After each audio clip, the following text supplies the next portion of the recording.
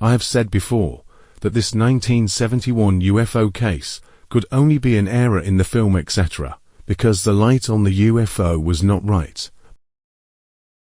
But I wanted to try to build it up in Blender, because of all the great data there is, so I imported the high-resolution negative scan in Blender.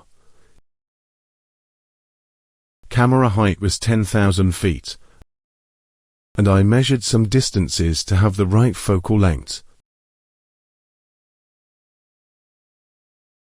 I found the location on Google Maps and aligned it.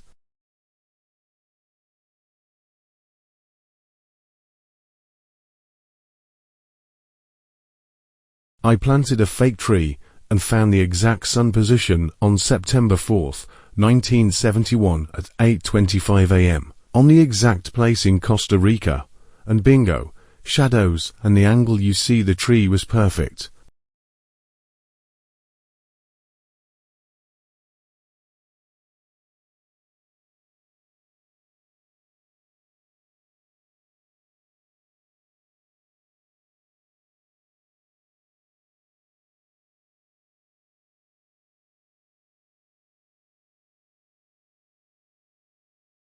I also made a cloud. This worked perfect with the shadow too.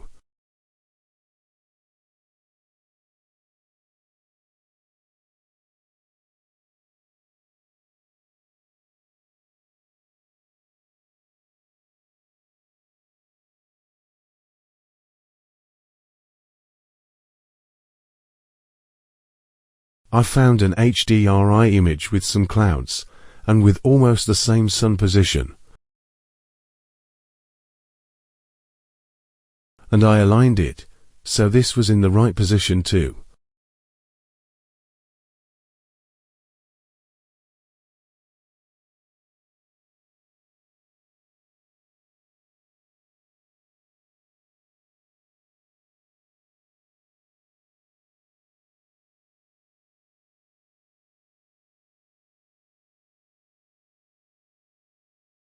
I made a UFO as good as I could out of the photo. I placed it over the original UFO and tried to align the angle. What most people say is that the light is coming from the wrong direction when you compare with the shadows, but the bright reflection is actually the land. Let me show you. I made a green land background and blue lake.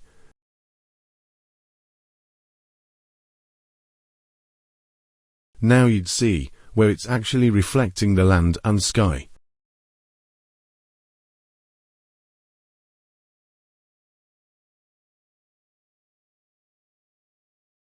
Let's make it black and white.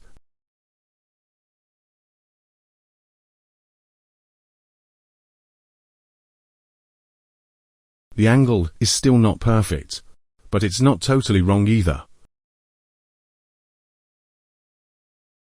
Maybe it's just the shape that's not perfect.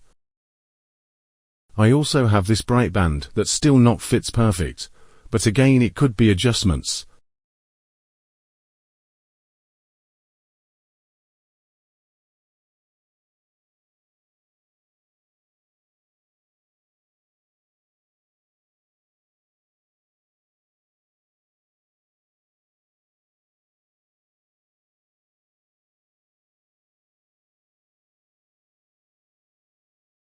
Look at this line between sky and ground.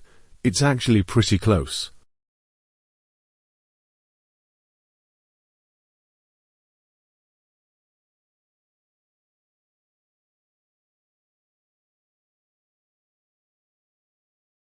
Then there's the size of the UFO.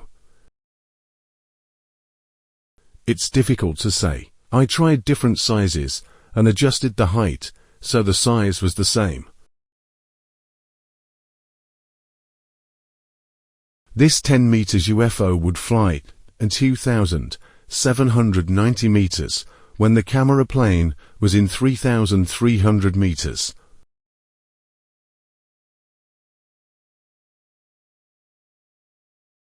A 20-meter UFO would have to fly at 2,282 meters. but a size of 50 to 100 meters would not be possible, because the shadow would be visible.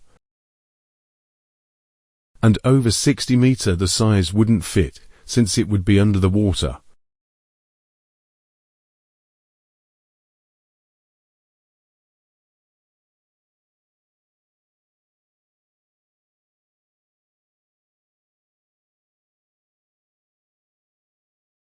The shadow on the small one would be very dim and way out of the map.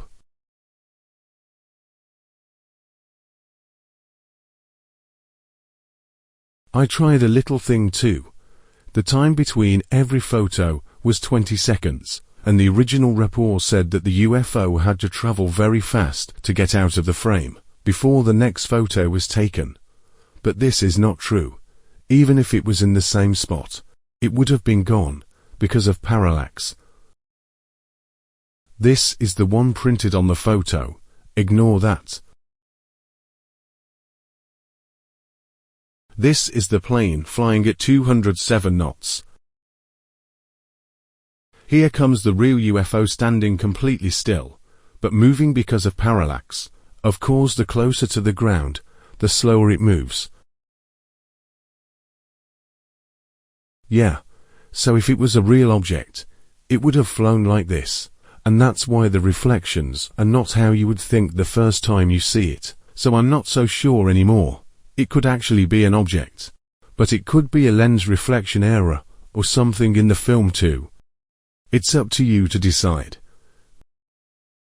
If you like this video, please subscribe to my channel and try out some of the playlists. Oh, by the way, is this AI voice a cool way to do it when you don't feel comfortable speaking in English?